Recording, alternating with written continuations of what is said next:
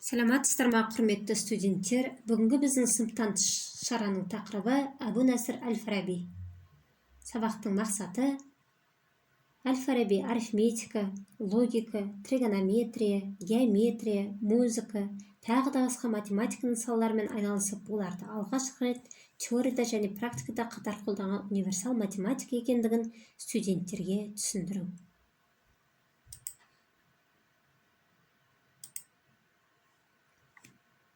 Әбу Насыр әл-Фараби орта ғасырлар замандағы аса ірі білімпаз ғұламаларының бірі.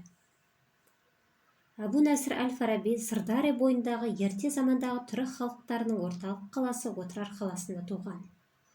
870 жылдары шамасында Отырарды арабтар Фараб деп атаған.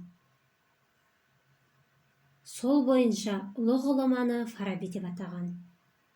Әл-Фараби Аристотельдан кейін дүние жүзінде білім мен мәдениеттің екінші ұстазы атанған. Данышпан, ойшыл, математик, астроном, физик, философ, логик, риторик ғалым. Бүкіл әлемде 1150 жылдығы аталып өтілетін Әбу Насыр әл-Фараби тек ұлы философ ойшыл ғана емес, сонымен қатар өз заманының аса ірі ғылым энциклопедистерінің бірі болған. Әл-Фарабидің ғылыми мұрасын зерттеу көп ғасырлық тарихы бар, алайда оның ғылыми еңбектері толық зерттелмеген. Әл-Фарабидің киелі деп санаған ғылымы геометрия. Осы жайлы ПВТ 911 тобының студенті Қадырғалиев Асланның баяндамасын тыңдайық. Әл-Фарабидің киелі деп санаған ғылымдарының бірі геометрия. Ол барлық ғылымдар геометрияның тармақтары, ал геометрия оның түп тамыры деп атаған болатын. Жалпы Әл-Фарабидің геометрия туралы көзқарасын модельдеп алатын болсақ, ол бейне бір алып бәйтерек болушы еді. Бүгінгі геометрия етегін кеңге жайған дамыған ғылымның бірі. Бұған көз жеткізу үшін геометрия түрлерінің атауларын айтсақ та жеткілікті. Мысалға айтатын болсақ, элементар геометриясы, аналитикалық геометрия, проективтік геометрия, сызба геометриясы, көп өлшемдік геометрия, алгебралық геометрия, параметрлік геометрия, графикалық геометрия, Риманның геометриясы және топология.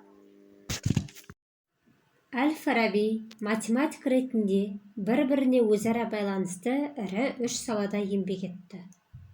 Сұрақ: олар қандай? Әл-Фараби өз замандағы аса көрнекті математиктардың бірі болған. Оның көптеген математикалық шығармалары бізге дейін жеткен болатын. Және де оның басқа ғылыми трактаттары елеусіз қалып, немесе басқа адамдардың аттарына иеленіп кеткен болатын. Негізінен Әл-Фараби өз заманында математика ғылымында 3 түрлі ірі салада еңбек еткен болатын. Біріншісі математиканың философиялық, методикалық негіздеу проблемалары. Екіншісі сол кездегі теориялық математиканың кейбір тарауларын жасауға қатысу. Үшінші математиканың табиғатты зерттеп білуге, практиканың мұқтаждығын өтеуге қолдану. Әл-Фарабидің математикалық еңбектері туралы Сырымова Даяна айтып кетсін. Әл-Фарабидің математикалық еңбектері бірінші ғылымдар тізбегі немесе ғылымдар классификациясы, екіншісі Алмагеске қосымша кітабы, үшіншісі Евклидтің 1 және 5 кітаптарының қиын жерлеріне түсініктеме, төртінші табиғат сырын геометриялық фигуралар арқылы танытарлық рухани әдістер. Бұлардан басқа математикаға тікелей немесе жанама қатысы бар көп деректер ғұламаның музыканың ұлы кітабы Алмагеске түсініктеме атты еңбектерінде мол орын алған. Осы еңбектерді жеке-жеке қарастыра отырып, Әл-Фарабидің аса көрнекті математик болғанын байқауға болады. Фараби өзінің ғылымдар тізбегі немесе ғылымдар классификациясы деп аталатын әйгілі еңбегінде математиканы 7 тарауға бөледі.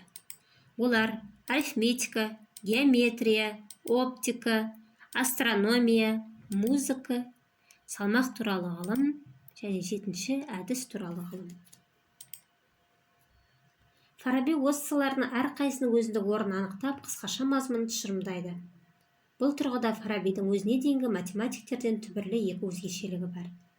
Біріншіден, ол математиканы жеке салаларға бөле отырып, оған жаңа салалар қосқан. Екіншіден, егер грек математиктері математиканың практикалық қолданысын зерттеуді ғылым санатына қоспаса, Әл-Фараби оның теориялық және практикалық баптарына бір-бірінен бөліп жармай, бір ғылымның құрамдас бөліктері ретінде қарайды.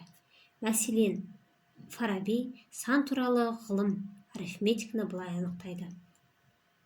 Арифметика екі ғылымды біріктіреді.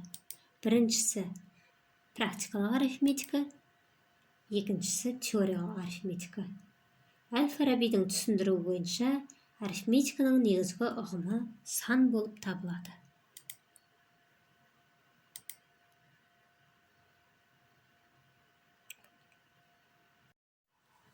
Әл-Фараби Евклид пен Птоломейдің шығармаларына түсініктеме жасады.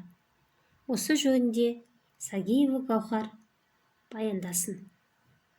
Ғұламаның Алмагестке түсініктеме, Алмагестке қосымша кітап атты еңбегінде Әл-Фараби математикалық жолмен шешу қажеттілігінен туған үлкен жүйелі тригонометрия жайында баяндаған. Ежелгі грек математиктері дөңгелек шеңберде 360, диаметрі 120 бөлік бар деген бастапқы ұғымды басшылыққа алып, осылар арқылы жаңағы хорданың ұғымын табу мәселесін шешкен. Былайша айтқанда, олар тригонометриялық бір ақ функцияны бұрыштың хордасын табуды көздеген. Фараби Алмагестке түсініктеменің бірінші кітабында Птолейдің хордалар таблицасын жасау кемелдендіріп, яғни 1 градустың хордасы, синусы, косинусын табу жөніндегі ілім жасайды. Мұндай шешуші рөл атқаратын Птолей теориясын ғұлама былай өрнектейді. Әрбір іштей сызылған төрт бұрышта қарама-қарсы қабырғалардың көбейтінділерінің қосындысы сол төрт бұрыштың диагоналдарының көбейтіндісіне тең болады. Фараби ежелгі гректің ұлы математигі Евклидтің ұлы еңбегі негіздерді түсіндіруге еңбек жазған ғалым. Ол еңбек Евклидтің бірінші және 5-ші кітаптарының қиын жерлеріне түсініктеме деп аталады. Евклидтің негіздерінде келтірілген анықтамалар, аксиомалар, постулаттар, теоремалар жүйесінде жалпы алғанда кемшіліктер бар екендігі бұрыннан ақ айтылып жүрген. Олар туралы Евклидтен кейін шыққан грек авторларының өздері де білген. Осы кемшіліктердің бірсыпырасын шығыс ғалымдары арасында алғаш рет дәл тауып түзетуге әрекет жасаушылардың бірі осы Әл-Фараби болды. Дүние жүзінде араб қолжазбаларының тізімін жасаушы неміс ғалымы Карл Броккельман Фарабидің зерттеусіз қолжазба күйінде жатқан еңбегі туралы мағлұмат келтіре отырып, оның екі түрлі аты бар екенін айтады. Шынында да бұл еңбек болып тіркеліп жүрген дербес екі шығарма болып шықты. Біріншісі Швецияда сақтаулы тұрған қолжазба Фарабидің түгелді геометрияға арналған көлемді трактат екен. Англияда сақтаулы екінші трактаттың қолжазбасының мазмұны шынында да балгерлікке, астрономияға келетін сияқты. Осы жөнінде Татемов Алмастан сұрайық. Фарабидің геометриялық шығармасына өзі қойған аты табиғат сырын геометриялық фигуралар арқылы танытатын рухани әдістер. Мұндағы рухани әдістер математиканы практика жүзінде қолдануға мүмкіндік беретін айла әрекеттерді білдіреді. Фарабидің бұл практикасында 150-ге тарта геометриялық салу есебінің шешуі келтірілген, сурет сызбалар салынған, бірақ дәлелдемелер көрсетілмеген. Салу есептерін шешу тәсілдерінің едәуір бөлігін Фараби ежелгі грек математиктері Евклид, Архимед, Героннан, біразын Сабит Иби Корра сияқты өзімен замандас араб математиктерінен алғандығы байқалады. Фараби әр жерде шашырап жүрген геометрияның салу есептері жөніндегі материалдары жинастырып, бір жүйеге келтірген, принциптердің тағайындаған, сөйтіп барып геометрияның белгілі бір саласына айналған. Әл-Фараби математикалық мағлұматтар тіпті музыканың ұлы кітабында келтірілген. Біріншіден бұл еңбекте Фараби арифметикалық пәніне жататын, бірақ амалдар қолдану ережелерін тағайындайды. Ондай амалдар үшеу: қатынастарда қосу, бөлу және азайту. Осы амалдарды Фараби музыка теориясын жасауға қолданады. Қорыта айтқанда, ұлы бабамыздың мұраларын зерттеу, игеру жолында ғұламаның өз замандағы асқан математиктердің бірі болғандығын көреміз. Әл-Фараби арифметика, астрономия, логика, тригонометрия, геометрия, музыка, тағы да басқа математика салдарымен айналысып, оларды алғашқы теория және практикада қатар қолданған универсал математик. Әл-Фараби, екінші Аристотель. Фарабидің математикалық идеяларын, мұраларын Ибн Сина, Беруни, Омар Хайям сияқты шығыс ғұламалармен қатар Роджер Бекон, Леонардо да Винчи тәрізді Европа ғалымдары да көп пайдаланған. Оның бізге қалдырған аса құнды еңбектері бүгінгі күнге дейін маңызын жойған жоқ. Осымен біздің сыныптан тыс шарамыз аяқталды. Назар қойып тыңдағандарыңызға рахмет.